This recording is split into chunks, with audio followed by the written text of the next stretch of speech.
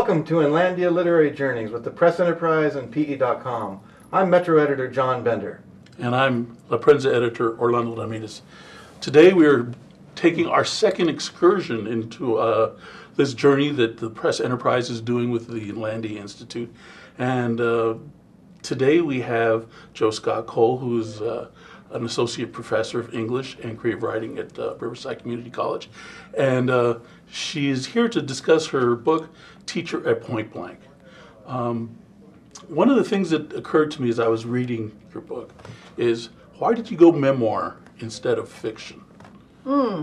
Because I think that there are certain truths that are hard to talk about, and therefore that draws me to those truths. So it was kind of like, who needs fiction when, especially fiction about teaching, has been done so badly, so repeatedly, especially in films. So I thought, you know, I didn't want to do a journalistic kind of monograph or something like that where it was trying to tell people about policy. And I thought, you know, there's some uncomfortable things that are uncomfortable for me, so probably I need to think about how to talk about those in a literary way. So. We're also with Katie Porter of the Inlandia Institute. Katie, tell us, what events do you have coming up this week? Well, we have Jo Scott-Coe with us today because on Friday we have Jo Scott-Coe and Anna Maria Spagna, who will be reading from their books and some newer work at Cellar Door Books at the Canyon Crest Town Center. Then on Saturday, we have two different kinds of workshops for you to choose from. So Anna Maria Spagna, it's not an Inlandia event, but I wanted to let you know that she will be teaching a memoir workshop in Claremont at Claremont Craft Ales. Or if you're in the San Bernardino area, we have an all-day event at the San Bernardino County Museum, where we will have many workshops and readings and an open mic. So anybody who's interested in art and art in a non-traditional setting should think about attending that. So cool. Yeah. Great. Jo, your book, Teacher at Point Blank, it certainly does not paint a rosy picture of the teaching profession. Yes. So you want to know? It's no To Sir with Love. There's some difficulties that teachers face, and I guess one of the difficulties is finding time to be humans, to be writers, if you're a writer, to live your life. I think that I was just interested in how it kind of often came down to a zero-sum choice, you know. If you love the children, then you give everything up, you know, and I think that that's a question that's familiar for women, especially women who are mothers, and more parents just in general. And so working with other people's children, and you kind of start thinking about, well, what brought me to do this? So am I, if I'm a teacher because I'm a writer and there isn't any room for that, or that's not even welcomed, then, you know, what does that mean, and how do I need to make sense of that? So that was kind of interesting to me. One of the things that I found fascinating about your book was the fact that there was a period there where you did not teach.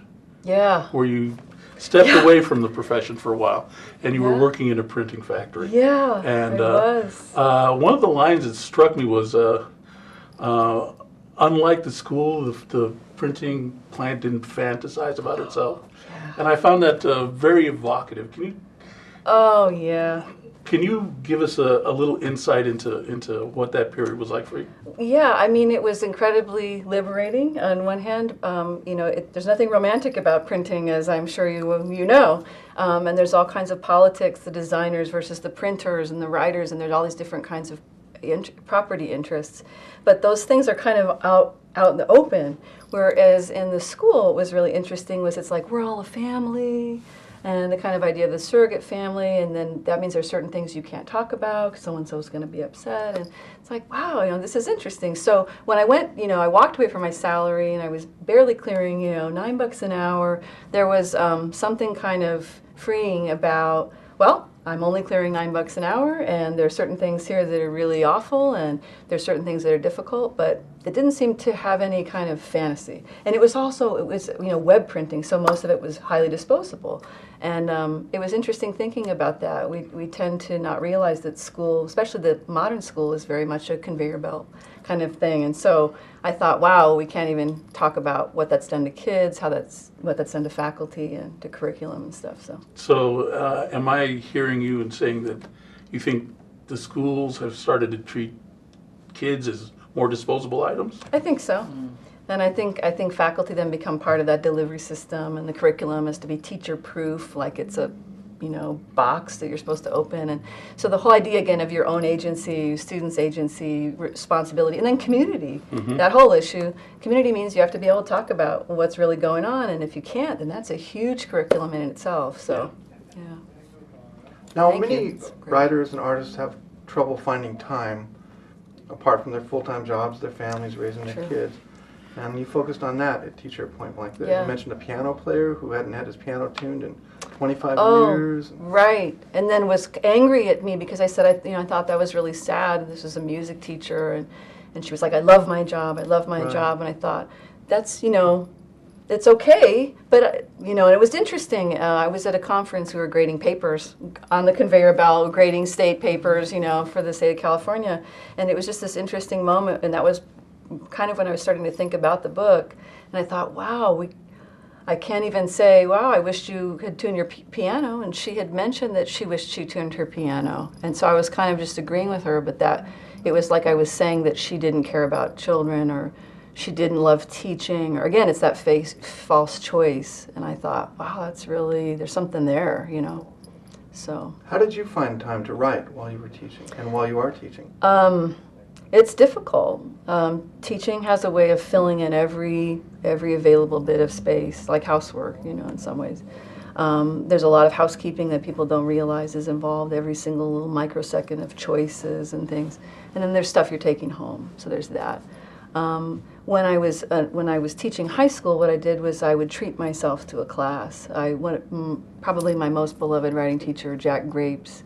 I would go out and I would work with Jack on a night. That would be a thing. He's in Hollywood? He's out in the Wilshire area. Right. And I met him at a writing conference I went to as a teacher, and I had heard his name before, and I started making that kind of a thing. So that was a way to kind of build in. It was kind of expensive, and it was a drive, but it was getting out of the city, getting out of myself a little bit.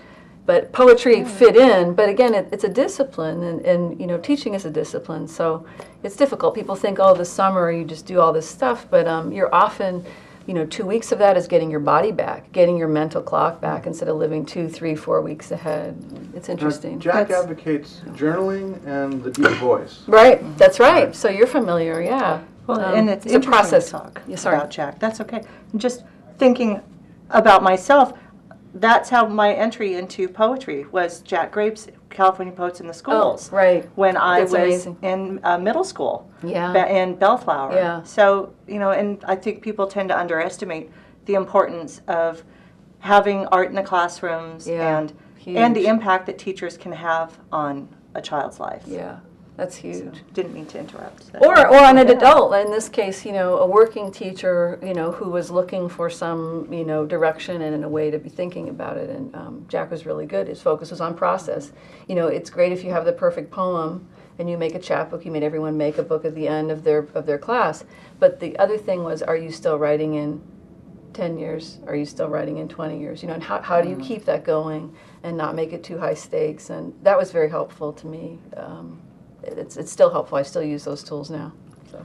Well, tell us what you're working on right now.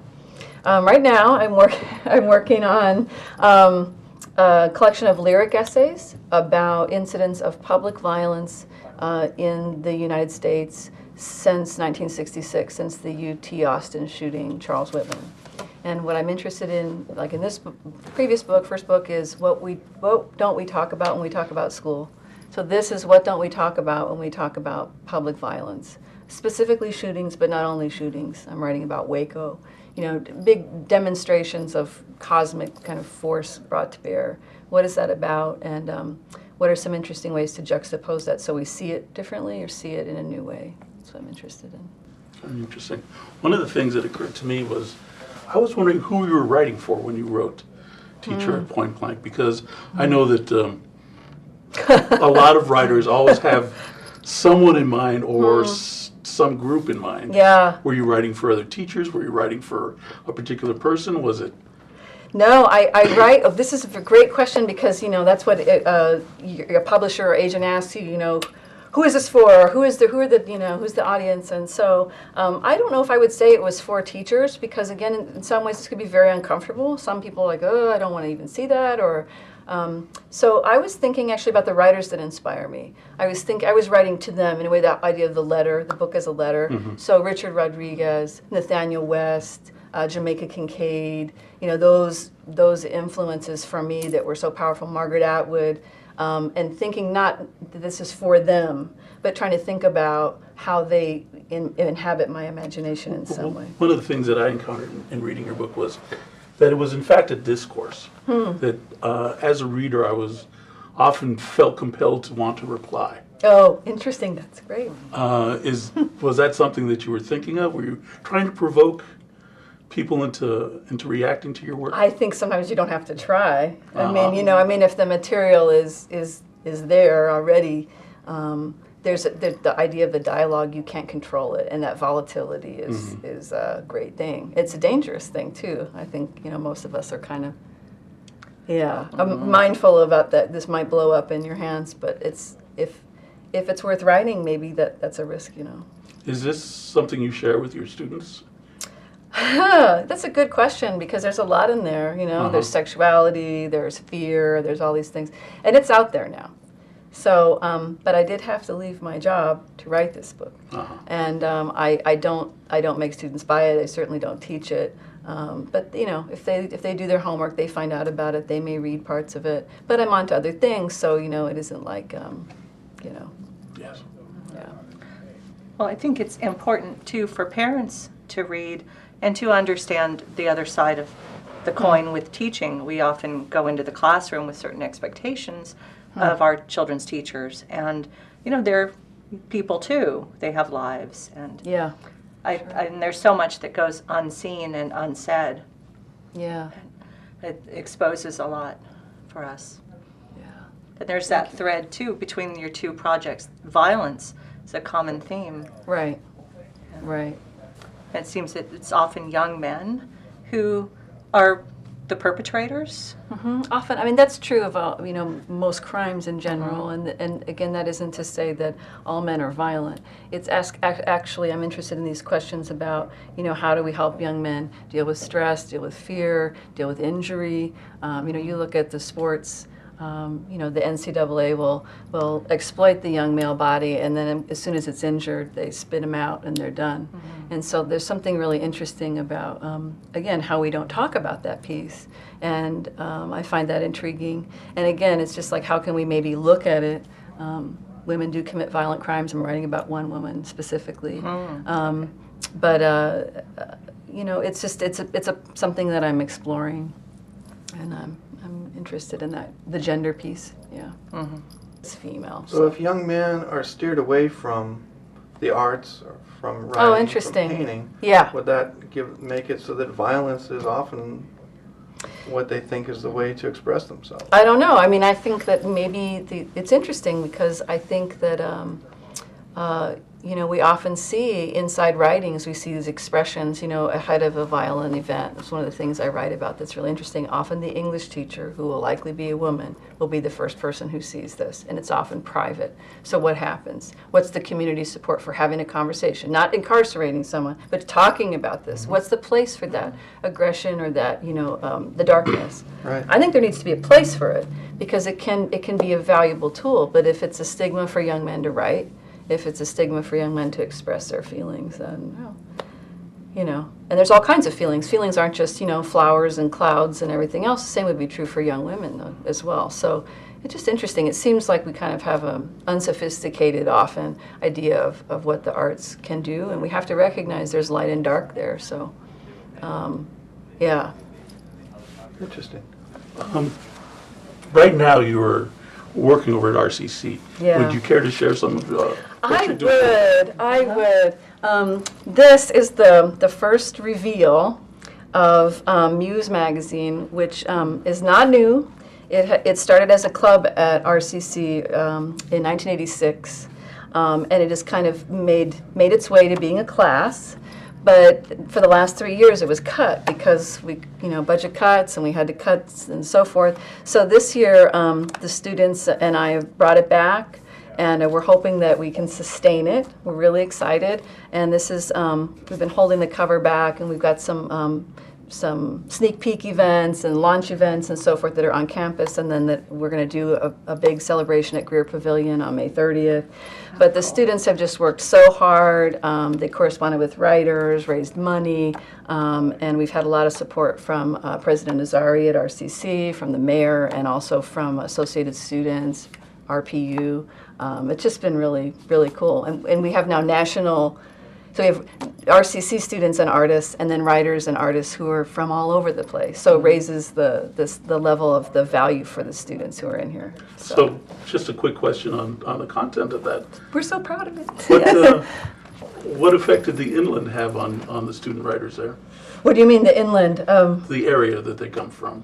Oh, I mean, in terms of the subjects, or subjects, topics, imagery. Write about place, or write sometimes. about I mean, like, these are not all, since they're not all students, they're all kinds of places. There are things in here. There's a mention of a poetry reading down at Back to the Grind, and Annie DeFranco makes an appearance, and it's by Dana Stamps II, and he's wondering what if she showed up, and what if there was this versus what if there was this, and it's really cool. A lot of there's some artists here who are showing at Arts Walk. It's really exciting. I'm very glad that you're bringing that back. That was one of my first publications way back That's so when cool. in Muse. So, and you also have something called the Stay Classy Creative Writing Club? Yes, Is that RCC. associated with that? So indirectly, it's a club. This is a class, but there's a little bit of overlap in students and so forth. But yeah, Stay Classy Creative Writing Club has hosted about probably between 15 and 20 writers in the last year and a half, mini grants from poets and writers, some funding from ASRCC, and also things like we'll take you to dinner, but for fairly low cost, you can really have this cool literary experience. Students who maybe have never gone to a poetry reading, or we have Tom Zollner in this issue. He did an interview with us, the Safeway in Arizona guy, journalist who wrote about the Gabby Gifford shooting. He came out and read. And for some of the students, it was amazing. It was one of the most interesting, most level-headed conversations about guns I think I've ever seen. And we were able to have that at RCC. So the students introduced the writers, and it's pretty cool. It's pretty cool. Well, I hope you all enjoyed our Inlandia literary journey for today, and please tune in next week where we're going on the road, John. Right, we're going to be out with Joe Scott-Coe and Anna Maria Spagna. At Cellar Door Books Yes. in Riverside. Thanks for your help. Sure. And it should be fun. It'll be our first on-location video. Great. Well, thank you for coming.